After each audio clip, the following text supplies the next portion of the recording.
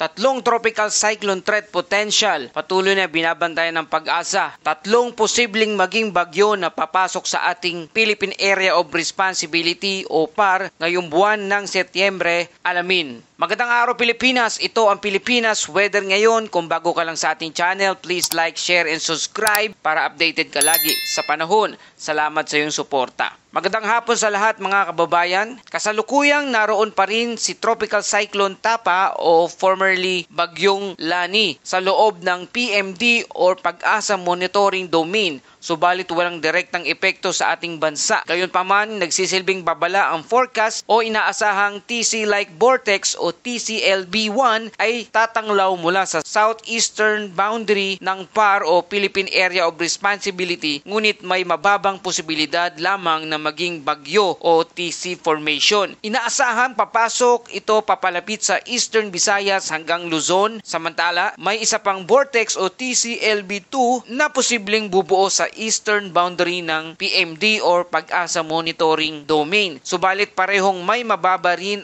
na tsansa na maging tropical cyclone sa loob ng isang linggo. Para sa ating week 2 mga kababayan, September 15 to 21 sa mga susunod na araw, inaasahang lalabas ang TCLB1 mula sa PAR o Philippine Area of Responsibility habang nagpapatuloy ang pangalawa. Ang paggalaw ng TCLB2 naman ay titindi at papalapit sa northeastern tip ng PAR. Ngunit nananatiling mababa ang posibilidad na mag-develop bilang isang bagyo. Dagdag pa rito, may inaasahang paglitaw ng TCLB3 mula sa eastern boundary ng PAR at TCAD na mag-e-enter sa PAR o Philippine Area of Responsibility. Ngunit gaya ng iba, ang posibilidad na maging fully fledged tropical cyclone ay napakababa. Mga kababayan, sa pagtatapos ng forecast period, ang kabuang TC threat potential ay unlikely. Gayunpaman, patuloy natin itong susubaybayan at magbe-verify agad sa mga susunod na 24 oras. Kung may pagbabago, agad tayo maglalabas ng updates. Ngayon mga kababayan, hayaan nating maglibot tayo sa mga analytical corner ng ating ulat. Ang PAR o Philippine Area of Responsibility kung saan nakatira ang TCLB 1, 2, and 3. Karaniwang average ng mga bagyo na dumadaan sa ating bansa ay 19.4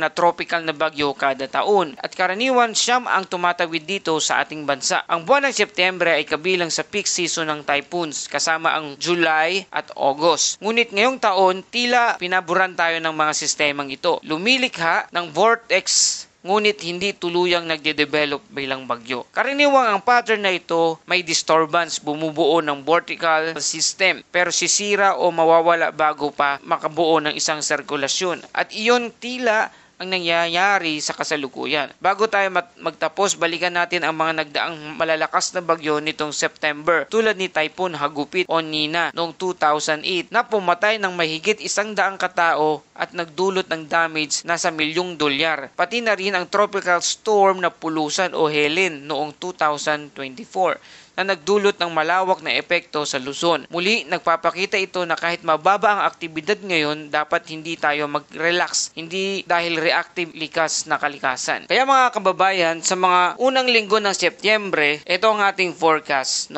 Tatlong posibleng sama ng panahon sa paligid ng Philippine Area of Responsibility ang mabubuo. Tatlo silang may mababang posibilidad rin na maging bagyo, kaya patuloy ang ating pagmamatsyag lalo na sa Eastern Visayas at Luzon. At sa mga darating na susunod na linggo naman ng Setyembre 15 to 21 ay inaasahang aalis ang TCLB1 mula sa PAR. Si TCLB2 naman ay papalapit sa northeastern tip ng PAR habang ang si TCLB3 naman ay posibleng pumasok mula sa TCAD. Ngunit sa kasalukuyang sitwasyon nananatili ang unknown ngunit mababang posibilidad na mag-develop bilang isang bagyo. Kaya't sa kabuuan, ang tropical cyclone threat potential ay unlikely. Kaya patuloy po natin isusubaybayan at i-update ang bawat kilos at galaw ng tatlong tropical cyclone potential threat. Itong inilabas ng Pag-asa. Mga kababayan, kahit unlikely ang sinasabi ng Pag-asa, huwag maging kampante. Patuloy ang ating pagbabantay at dapat lagi tayong handa anumang oras o panahon. At yan po ang ating update sa panahon ngayon tungkol sa tropical cyclone threat potential update ngayong September 8, 2025. Huwag kalimutan mag-like, share, and subscribe dito sa Pilipinas Weather ngayon na lagi nagpapaalala, maging ligtas, maging handa, ingat tayong lahat.